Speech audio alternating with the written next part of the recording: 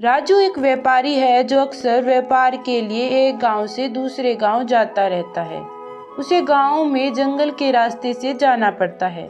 आज भी राजू रामपुरा गांव के लिए चल पड़ता है। वाह क्या बात है, इस जंगल में कितनी शांति है।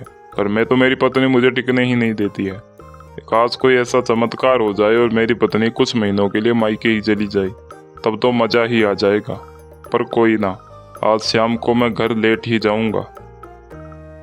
जंगल के रास्ते चलते हुए उसे एक आदमी अपनी तरफ आता हुआ दिखाई देता है। अरे भाई, तुम कहाँ जा रहे हो? मैं तो रामपुरा गांव की तरफ जा रहा हूँ। पर तुम ऐसा मुझसे क्यों पूछ रहे हो? क्या तुम मुझे जानते हो? अरे तुम इस रास्ते से मत जाओ। क्यों, क्या हुआ? मैं तो रोज इसी रास्ते से ही जाता हूँ। मैं भी इसी रास्ते से आ रहा था, पर कई नीच डाकुओं ने मेरा सारा सामान लूट लिया और सारा सामान लेकर जंगल की तरफ भाग गए। कहीं ऐसा ना हो कि वे तुम्हें भी लूट ले। अच्छा, ऐसी बात है तो ठीक है, मैं किसी दूसरे रास्ते से ही चला जाता हूँ। कहीं ऐसा ना हो कि तुम्हारी तरह मैं भी लुट जाऊं। ऐसा कहकर वह दूसरे रास्ते से ही जंगल की तरफ चल पड़ता है। चलते चलते वह एक घने जंगल की तरफ आ जाता है। अरे उस व्यक्ति ने मुझे कहाँ फंसा दिया।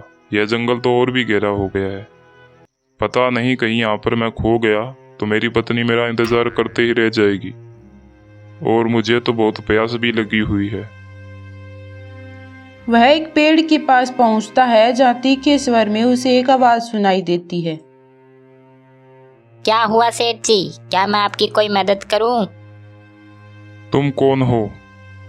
मेरा नाम है पोपट, करता हूं सबके काम चौपट। मैं रामपुरा गांव जाने वाला रास्ता भटक गया हूँ। क्या तुम मुझे रास्ता बता सकते हो? अरे फिर तुम ऐसे रास्ते पर आते ही क्यों हो जहाँ पर भटक जाते हो? तुम चिंता मत करो, मैं अपने मालिक के साथ यहाँ से कुछ दूरी पर ही रहता हूँ। तुम मेरे साथ चलो, मेरा मालिक तुम्हें कंगाल बना, मेरा मतलब तुम्हें रास्ता बता देगा। ऐसा कहकर वह उसे गुफा के पास ले आता है। मालिक मालिक जल्दी से बाहर आइए, शिकार आ गया है। तभी गुफा से दो चोर बाहर आ जाते हैं। शाबाश भाई पोपट, आज तो तूने कमाल कर दिया, एक नया शिकार लेके आया है। राजू देखता है कि उनमें से एक चोर वही था जिसने उसे पहले रास्ता बताया। तुम तो वही हो, तुमने मुझसे झूठ बोला। मुझे पहले ही समझ जाना चाहिए था। मैं भी कितना मूर्ख हूँ जो तुम्हारी बातों में आ गया। अरे ओ सेठ, आ तो हमारी चाल थी तने फंसाने की। अब चुपचाप ये सारे जेवर रुपए से मन्ने दे दे भाई, नहीं तो जिंदा वापस ना जा पावेगा। और अगर सियाना बनने की कोशिश की तो तेरी कब्र अट्ठे ही खुद जाएगी। जा भी चंदू, इससे सारा धन लूट ले। इसे छोड़ना मत मालिक, इसे पूरा लूट लो, ये सेठ बहुत मालदार है।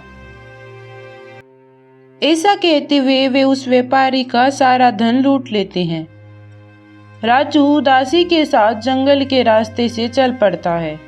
तभी कुछ दूरी पर वह एक कुटिया को देखता है, जहाँ पर एक पेड़ पर पहले वाले तोते की तरह ही एक दूसरा तोता बैठा हुआ दिखाई देता है। मुझे लगता है आप रास्ता भटक गए हैं और आप तो थके हुए भी दिखाई दे रहे हैं।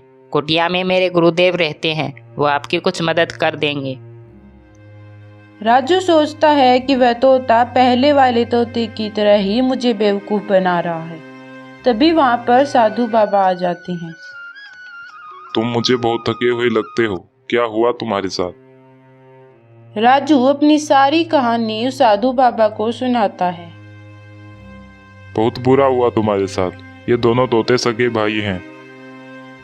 पर महात्मा जी, वह तोता बहुत धोखेबाज और कपटी है। उसने चोरों के साथ मिलकर मुझे ही लूट लिया। और यह तोता बहुत ही शांत स्वभाव का है। अगर ये दोनों भाई है तो यह अलग कैसे हैं? बेटा, यह सिर्फ संगत का असर है।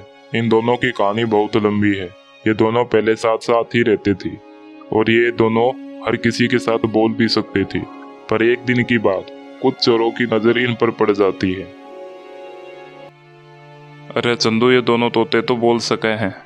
अगर ये दोनों तोते हमें मिल जाए तो हम इनसे चोरी करवा कर खूब धन लूट सकते हैं। सही बोल रहे हो सरदार, पर इन तोतों को लालच देना पड़ेगा, वरना ये हमारे साथ नहीं आएंगे।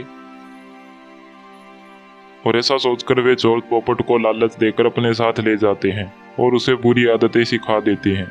और दूसरा तोता मिट्ठू मेरे साथ रहने लग जाता है, जिसके कारण ये बुरी संगत से बच जाता है। So friends, bad company spoils even the good ones. If you like your video, then please subscribe the channel. अरे रुक जाओ भाई इंग्लिश मीडियम। तो हेलो दोस्तों, अगर आपको हमारी वीडियो पसंद आ रही है तो हमारे चैनल को सब्सक्राइब करें। तो मिलते हैं इसी प्रकार की अगली वीडियो के साथ, तब तक बाय बाय।